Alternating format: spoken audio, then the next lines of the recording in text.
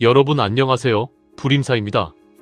오늘은 실제 상담 사례를 바탕으로 많은 분들이 말로 꺼내기 어려워하지만 현실에서는 매우 자주 발생하는 문제, 바로 부부 사이 성문제로 인한 이혼 고민에 대해 깊이 있게 풀어보겠습니다.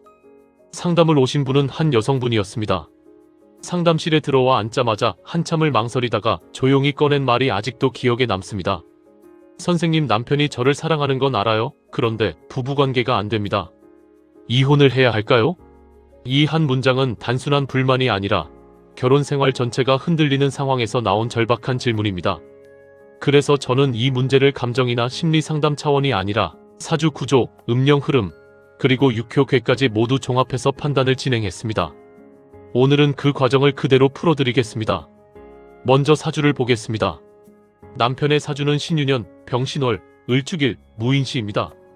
이 사주는 겉으로 보면 큰 이상이 없어 보일 수 있지만 내부 구조를 하나씩 뜯어보면 성기능과 직결된 매우 중요한 문제들이 겹쳐있는 형태입니다. 사주에서 남자의 성기능을 판단할 때는 단순히 정력이 강하다 약하다가 아니라 하나의 흐름으로 봐야 합니다. 수는 정력 생식의 근원, 목은 발기력 기능 작용, 그리고 화는 성욕과 흥분입니다. 이 세 가지가 이어져야 정상적인 부부관계가 가능합니다. 그런데 이 사주는 이 세 축이 모두 흔들려 있습니다. 먼저 수를 보면 겉으로 드러난 수가 없습니다. 축토 속에 잠복된 수가 있긴 하지만 이것은 흐르는 수가 아니라 갇혀있는 수입니다. 즉, 정력의 근원이 막혀있는 상태입니다. 여기에 토가 이를 더욱 가두고 있어 생식 에너지가 밖으로 작용하지 못합니다. 다음으로 목을 보면 을목일간에 시지 임목이 있어 기능 자체는 존재합니다. 그러나 이 임목은 월지 신금과 인신충을 하고 있습니다. 이 충은 단순한 충이 아니라 기능을 흔들어버리는 충입니다. 즉, 발기력이나 기능이 안정적으로 유지되지 못하고 상황에 따라 되다가도 무너지는 형태로 나타납니다. 이제 가장 중요한 화, 즉 성욕을 보겠습니다. 이 부분이 이 사주의 핵심입니다. 천간에 병화가 있습니다.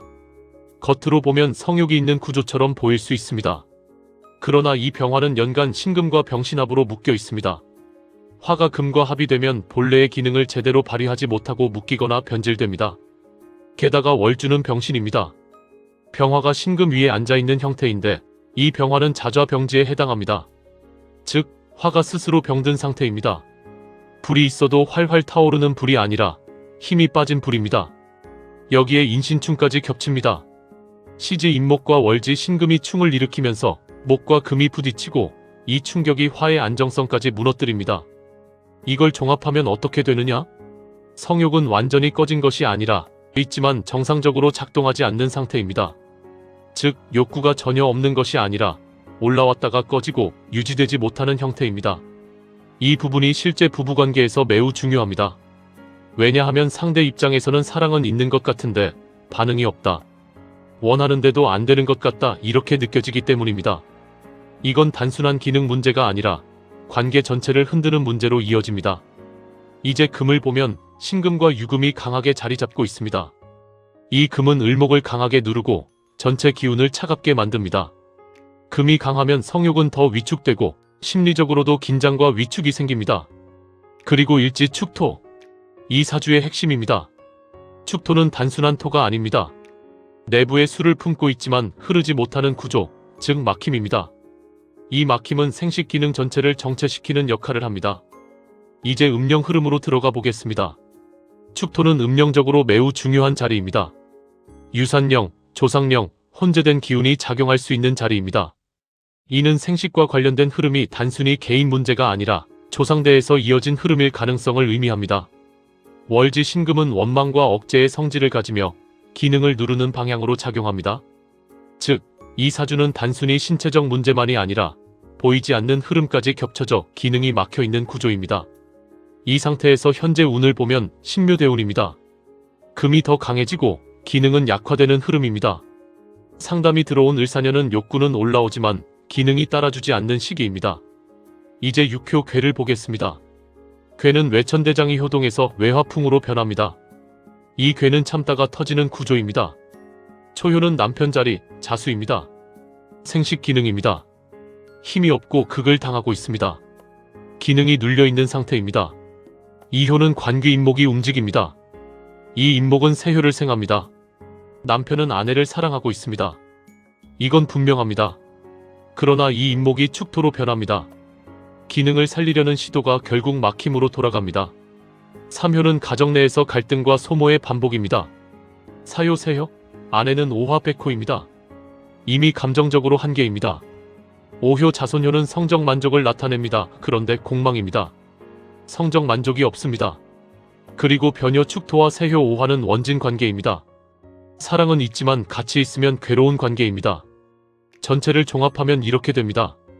남편은 아내를 사랑합니다. 그러나 수는 막혀 있고 목은 흔들리며 화는 묶이고 병든 상태입니다. 즉, 성기능과 성욕이 동시에 무너진 구조입니다. 아내는 이미 감정적으로 한계에 도달했습니다. 이 관계는 감정으로 유지하기에는 현실적인 핵심 요소가 무너져 있습니다. 그래서 이 상담의 질문, 이혼을 해야 할까요? 에 대해 말씀드리면 이건 단순히 예, 아니오로 답할 수 있는 문제가 아닙니다. 다만 한 가지는 분명합니다. 이 문제는 자연적으로 회복될 가능성이 매우 낮습니다. 그리고 그대로 두면 반복됩니다. 결국 선택은 본인의 몫입니다. 감정을 선택할 것인지, 현실을 선택할 것인지. 마지막으로 말씀드립니다. 부부관계에서 성은 선택이 아니라 관계를 유지하는 핵심 축입니다. 이 축이 무너지면 사랑만으로는 버티기 어렵습니다. 그 기준은 타인의 시선이 아니라 본인이 앞으로 살아갈 삶의 무게와 방향에 맞춰야 합니다. 결국 인생은 누가 대신 살아주는 것이 아니라 스스로 감당하고 선택해 나가는 것이기 때문입니다. 오늘 사례는 여기까지입니다. 감사합니다. 지금까지 불임사에서 말씀드렸습니다. 불임사